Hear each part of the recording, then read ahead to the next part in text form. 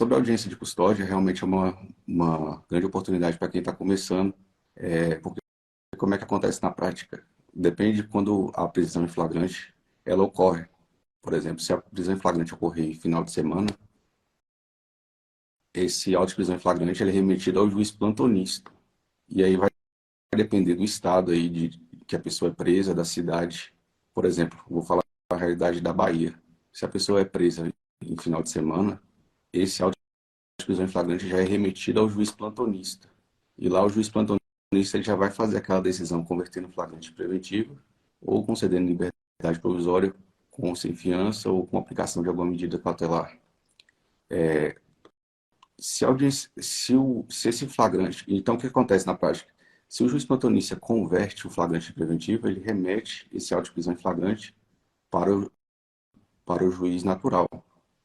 E aí vai depender muito do estado. Por exemplo, também vou falar da realidade na Bahia. Quando o juiz plantonista faz essa conversão do flagrante em preventivo, antes de ir para o juiz natural, primeiro vai para o juiz que vai realizar aquela audiência de custódia. Por exemplo, em Vitória da Conquista, a audiência de custódia é realizada segunda, quarta e sexta.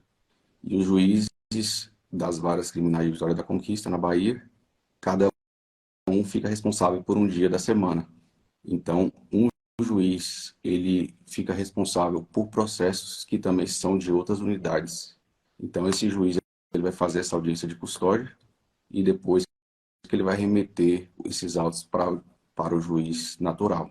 Isso é a realidade na Bahia, né? Mais especificamente em Vitória da Conquista. Por exemplo, em Salvador, na Bahia, lá o Tribunal de Justiça da Bahia pegou uma das varas de substituição e transformou em vara de audiência de custódia. E como é que é feito, então?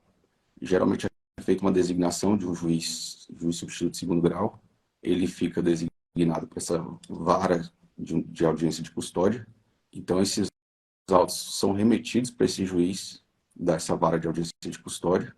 Ele simplesmente vai fazer essa decisão, vai fazer a audiência de custódia e vai converter ou não o flagrante preventivo, ou vai conceder liberdade provisória, ou se o caso já tiver uma decisão que converteu o flagrante preventivo, ele vai poder revogar essa prisão em flagrante e estipular fiança. Como é que ocorre na prática assim, a audiência de custódia? Consiste no direito que a pessoa em flagrante possui de ser conduzida, ou seja, levada, sem demora, à presença da autoridade judicial, que é o juiz, que irá analisar, né, se esses direitos fundamentais dessa pessoa foram respeitados. Exemplos, vai verificar se não houve, por exemplo, tortura. Também o juiz vai verificar se a prisão cautelar antes do trânsito em julgado deve ser decretada ou se o preso pode receber liberdade provisória ou medida cautelar diversa da prisão. Com relação à previsão da audiência de custódia, a audiência de custódia é prevista nessa Convenção Americana de Direitos Humanos, que ficou conhecida como Pacto São José da Costa Rica, promulgado no Brasil pelo decreto 678 de 92. Aí eu trouxe aqui, eu vejo que diz o artigo 7º, item 5 da Convenção. O direito à liberdade pessoal, e aí vem o direito dessa audiência de custódia. Toda pessoa presa, detida ou retida deve ser conduzida sem demora à presença de um juiz ou autoridade autorizada por lei a exercer funções judiciais. E aí vem o entendimento do Supremo Tribunal Federal. Segundo o Supremo, os tratados internacionais de direitos humanos, em que o Brasil for signatário, incorporam-se em nosso ordenamento jurídico com status de norma jurídica supralegal. Desse modo, na visão do Supremo, a Convenção Americana de Direitos Humanos é norma jurídica no Brasil hierarquicamente acima de qualquer lei ordinária ou complementar, só estando abaixo, portanto, das normas constitucionais. Aí tem uma observação que eu também trouxe. Na época em que a Convenção de Direitos Humanos foi aprovada no Brasil, ainda não havia essa previsão desse parágrafo 3º do artigo 5º da Constituição Federal. E aí vem a regulamentação. Apesar de existir um projeto de lei tramitando no Congresso,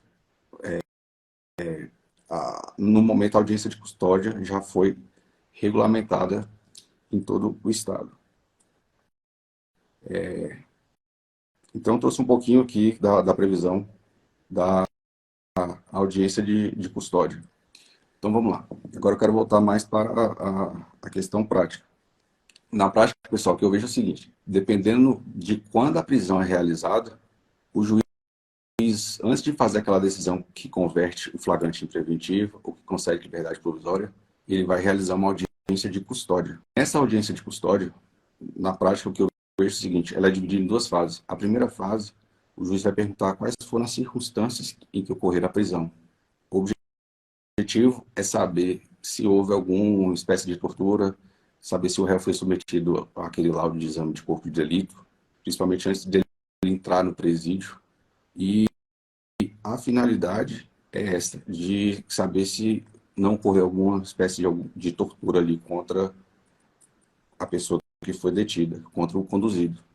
E na segunda fase dessa audiência de custódia, o juiz ele vai abrir vista, primeiro vai abrir vista ao Ministério Público e depois vai abrir a vista à defesa para se manifestar sobre a questão da prisão.